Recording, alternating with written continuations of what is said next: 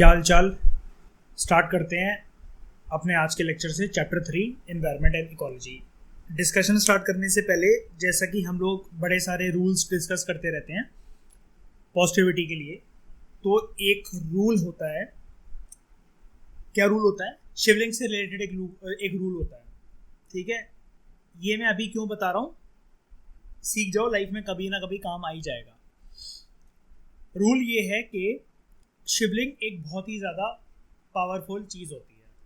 इसमें तो कोई दो राय है ही नहीं कि शिवलिंग जो है वो बहुत ही ज़्यादा एक पावरफुल चीज़ है। ठीक है, जो शिवलिंग है उस पे लोग जल चढ़ाते हैं, दूध चढ़ाते हैं, शहद चढ़ाते हैं, बेलपत्री चढ़ाते हैं, बहुत कुछ चढ़ाते हैं। शिवलिंग से रियल पावर अगर एक्सट्रैक्ट करनी होती है तो आपको मान लो कि आप इस चीज़ के लिए ये सब चीज़ें करते हो, मतलब उस पर हाथ रगड़ते हो या वो रगड़ते हो। किसी दिन और बताऊंगा कि शिवलिंग की रियल पावर को कैसे एक्सट्रैक्ट करा जाता है। मान लो कि किसी की लाइफ में बहुत ही ज़्यादा गंभीर समस्या है और उसका कोई चहीता जिससे वो प्यार करता है, या फिर कोई भी ऐसी सिचुएशन आ खड़ी है, या फिर जिसमें कुआं और खाई वाली सिचुएशन आ गई है ज़िंदगी में, करो या मरो वाली। आपके पास बहुत कम टाइम बचा है, या फिर जिससे आप प्यार करते हो उसके पास बहुत कम टाइम बचा है। आप एक काम कर सकते हो, हिंदू हो तो कर लेना, और अगर वैसे हो तो अपने धर्म के हिसाब से सोच लेना। लेकिन हिंदू लोगों के लिए एक बात मैं बता रहा हूँ, क्योंकि अब वो तो शिवलिंग की पूजा करते ही हैं, बाकी जितने मोहम्मडन्स हैं, क्रिश्चियंस हैं या जो सिख हैं, वो अपने अपने हिसाब से कर सकते हैं। लेकिन आज की क्लास में मैं बात शिवलिंग की करूँगा। किस दिन मैं गुरुद्वारे की चलिया की भी बात करूँगा कि 40 दिन का वो क्या कंसेप्ट होता है और उसमें रियल गुरुद्वारे से मतलब पावर कैसे एक्सट्रैक्ट करी जा सकती है। लेकिन फिलहाल बात करते हैं शिवलिंग की। शिवलिंग पे एक चीज़ इंसान नहीं जानता चढ़ाना, लेकिन ये चीज़ किसी को, डेड बॉडी भी अगर कोई बन गई है ना तो वो दोबारा जिंदा हो सकता है। मतलब अगर अच्छी फॉर्म में करा जाए तो इसकी एक्यूरेसी ये है कि 50:50 रेशियो में वर्क कर देता है। कभी कभार मतलब क्या करता है, अगर राइट टाइम पे कर लिया जाए 99% इसकी एक्यूरेसी है। वैसे तो 100% ही होती है, 99 में इसलिए बोल रहा हूँ, मैं किसी को झूठे दिलासे नहीं देना चाहता। आप किस फॉर्म में कर रहे हो वो भी बहुत मैटर करता है। क्या बता रहा हूँ मैं इसमें?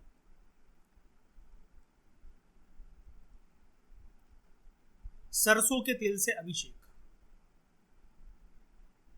ये लाइफ में rarest of the rare circumstances में करा जाता है। इसको ऐसे ही मत करने लगना। प्रिया बोले sir my boyfriend is not talking to me from last 4 days, मैं सरसों का तेल चढ़ाई शिवलिंग पे जाके। ये क्योंकि बहुत ब्रह्मास्त्र होता है, इसको बार बार यूज नहीं करना होता है।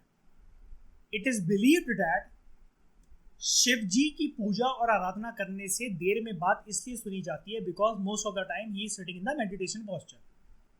मैं अगर मेडिटेशन पोस्चर में हूँ, मेरा फोन वाइब्रेट कर रहा है, मुझे कोई कुछ बुला रहा है, तो मैं अपनी मेडिटेशन मुद्रा से कंप्लीट नहीं उठूंगा जब तक मेरी मेडिटेशन कंप्लीट ना हो जाए।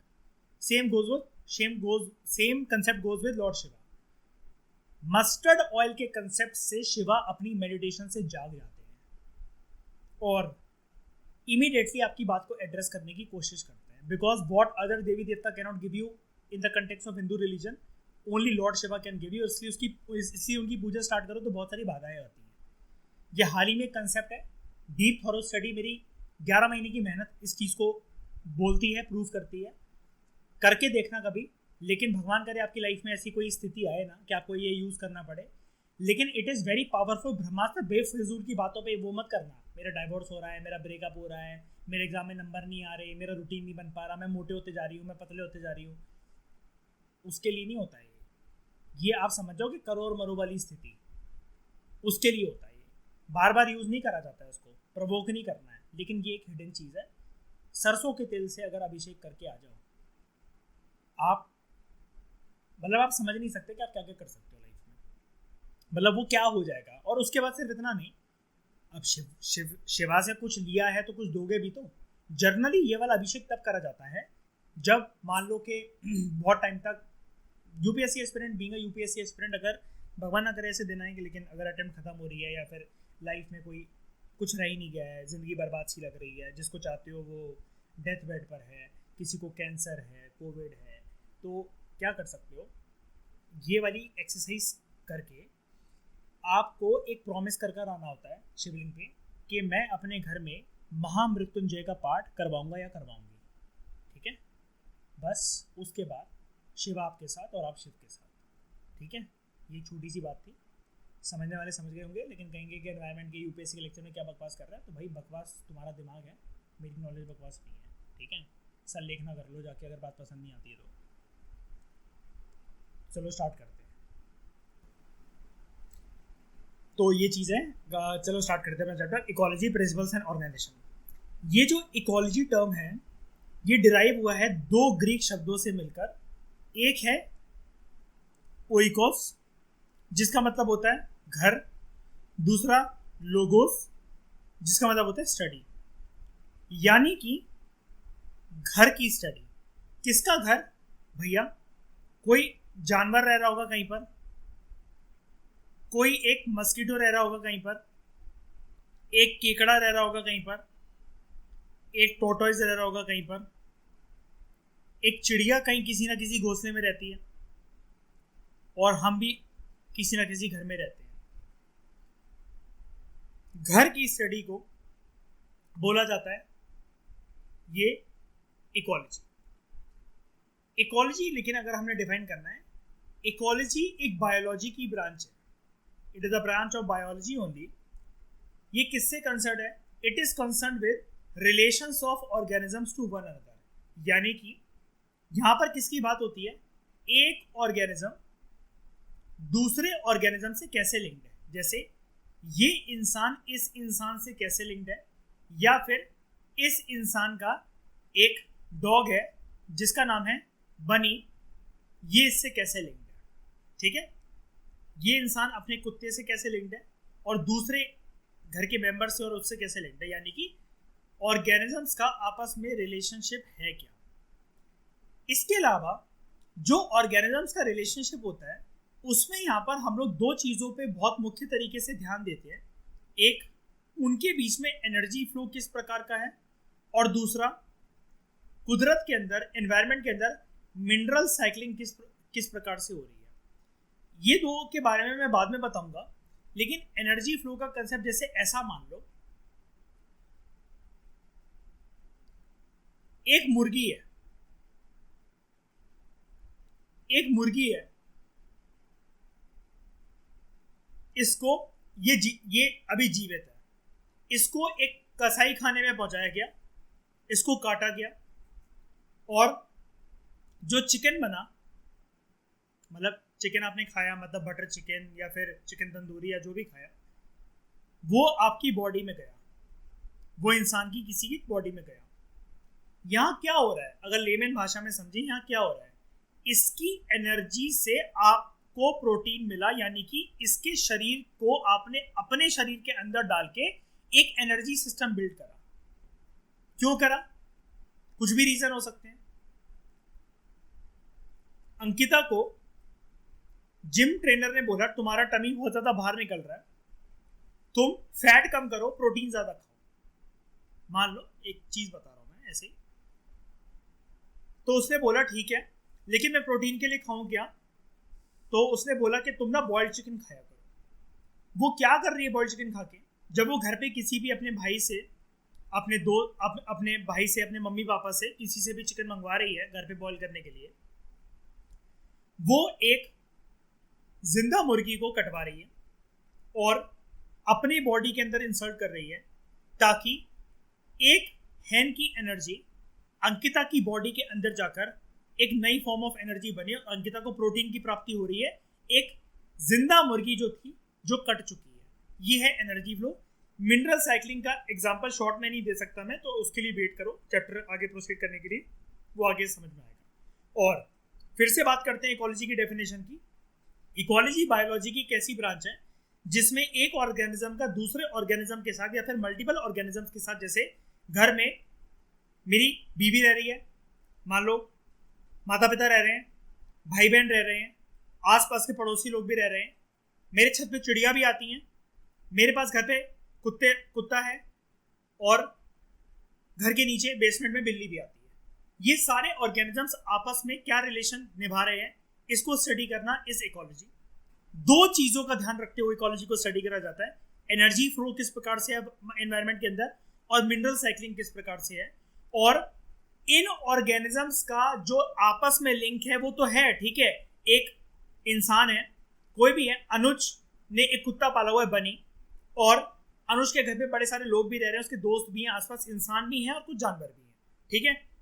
एक तो अनुज का इनके साथ इंटरेक्शन है, दूसरा अपनी फिजिकल सराउंडिंग के साथ इंटरेक्शन है, यानी कि अनुज जब घर से बाहर निकलता है तो उसे अपना गलियारा दिखता है, वहां पर कुछ पौधे लगे हुए हैं, सामने कुछ पेड़ है, कुछ थोड़ी दूर चल के बगीचा है, कुछ छोटा सा तालाब है, उसके किनारे आसपास छोटा सा एक जंगल जैसा एक एरिया है जहां पर बड़े सारे जानवर, चिड़िया, कभी कभार बारिश के टाइम पर टोटोइज वगैरह, केकड़े या फिर कुछ सांप वगैरह देखने को मिलते हैं। ये जो वातावरण के साथ और इंसानों का लिंक और जानवरों का लिंक, इन सबके आपस में जो इंटरकनेक्टेडनेस की जो स्टडी होती है, जिसमें एनर्जी फ्लो और मिनरल साइकिलिंग पे ध्यान दिया जाता है, इसी को हम लोग कहते हैं इकोलॉजी, जो कि एक बायोलॉजी की ब्रांच है, ठीक है। Levels of organisation in ecology, पूरा चैप्टर इसी के ऊपर बेस्ड है। इकोलॉजी जो है, जो अभी हमने ऊपर पढ़ा, जो कि एक ब्रांच है, उसके अंदर हम लोग स्टडी ना बड़ी सारी चीजों की करते हैं। जैसे कुछ टर्म्स हैं जिसके बारे में अभी तक आप लाइफ में बात करते थे, लेकिन इसके बीच में डिफरेंस नहीं पता था आपको। इंडिविजुअल क्या होता है ये सीखेंगे, ऑर्गेनिजम्स क्या होते हैं, तो फिर इंडिविजुअल ऑर्गेनिज्म के अलग अलग होते हैं। जनसंख्या क्या होती है, पॉपुलेशन क्या होती है, इंसानों की पॉपुलेशन जानवरों की पॉपुलेशन से कैसे अलग है। कम्युनिटी क्या होती है, इकोसिस्टम क्या होता है, बायोम क्या होता है, और बायोस्फीयर क्या होता है। Different levels of ecological organisation हम लोग पढ़ेंगे कि इकोलॉजी के अंदर ये जो विभिन्न चीजें हैं, इनका किस प्रकार से आपस में आदान प्रदान होता है, इंटरेक्शन होता है, और इनका सबसे बेसिक लेवल कौन सा है और सबसे एडवांस लेवल कौन सा है, ठीक है। यानी कि किसी पर्सन ने हिस्ट्री स्टार्ट करी तो उसको सबसे पहले सजेशन ये दिया जा रहा है कि तुम 6th क्लास की आवर पास 1 उठाओ। धीरे धीरे करते करते वो स्टैंडर्ड बुक्स लाइक पूनम दलाल दहिया पे आ रहा है, इवन विकिपीडिया लेवल तक पे जा रहा है। लेकिन ये वो कब कर पाया, जब उसने बेस अपना आवर पास 1 से क्लियर करा। ये चीज ऐसे ही एनवायरमेंट वर्क करता है हमारा, और इसकी स्टडी को ही इकोलॉजी बोलते हैं, ठीक है।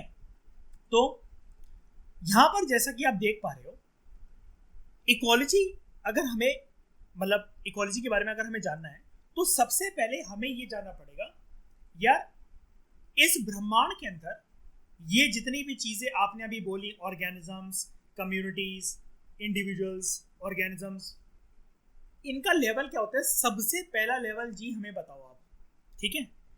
तो मैं बोलूंगा ये टेबल बहुत प्यारा टेबल है, इसका ascending descending order Uttar Pradesh और Madhya Pradesh public service commission जैसे एग्जाम्स में आ सकता है, तो ये चीज आप याद रखना, ठीक है।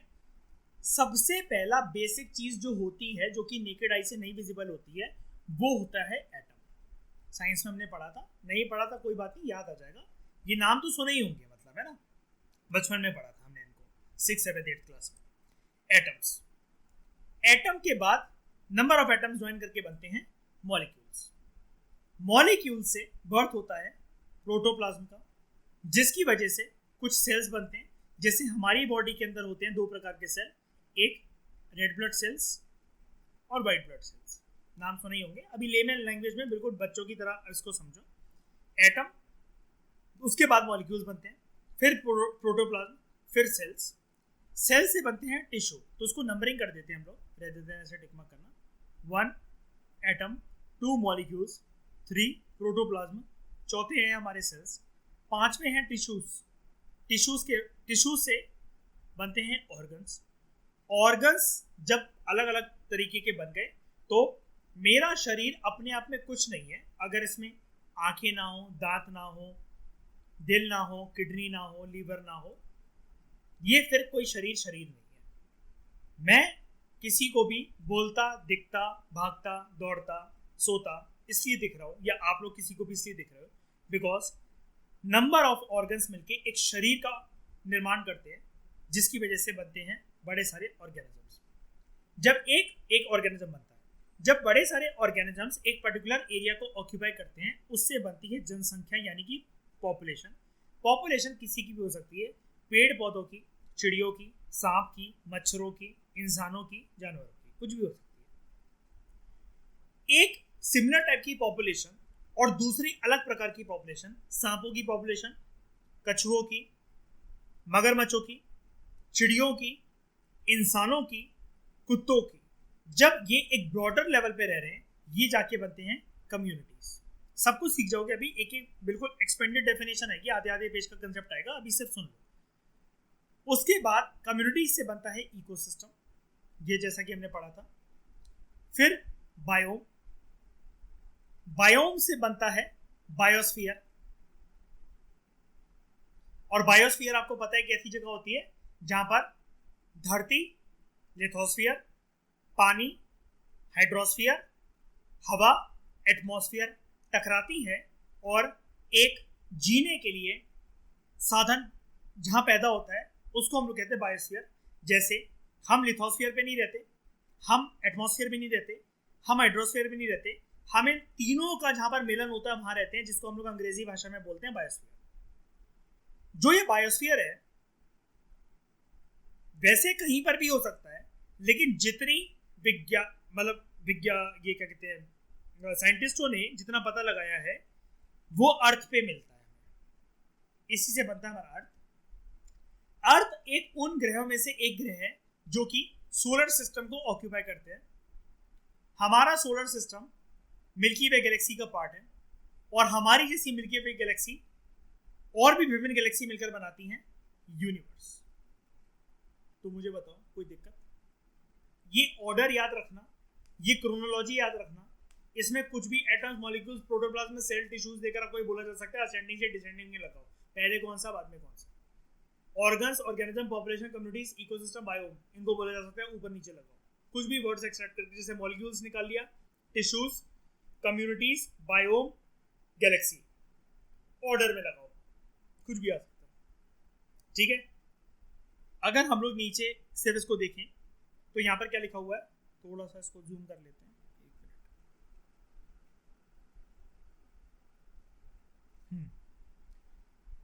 इकोलॉजी जो है, इकोलॉजी के अंदर उन सारी चीजों की स्टडी होती है जो कि कंसर्न है individual organism, population, communities, ecosystem, biome, biosphere से, जो कि इकोलॉजिकल ऑर्गेनाइजेशन में विभिन्न लेवल्स बनाती है, जो कि ऊपर ये दे रखा था। ठीक है, जैसा कि आप यहाँ पर देख पा रहे हो, मॉलिक्यूल्स जिनसे बने सेल्स, उससे बने कुछ टिश्यूज, मतलब इन्होंने शॉर्ट में मतलब ये दे दिया है कि जैसे टिश्यूज के अंदर भी बड़े सारे, जैसे आपको ये ऑर्गन्स दिख रहे हैं, हार्ट दिख रहा है, ब्रेन दिख रहा है, उससे इंडिविजुअल, ऐसे इंडिविजुअल और भी बहुत सारे अगर अलग अलग कैटेगरी के हैं तो उससे बनती है पॉपुलेशन। पॉपुलेशन टाइगर्स की हो सकती है, सांप की हो सकती है, भेड़िए की, लोमड़ी की हो सकती है, डियर की हो सकती है, वो बनती है कम्युनिटी।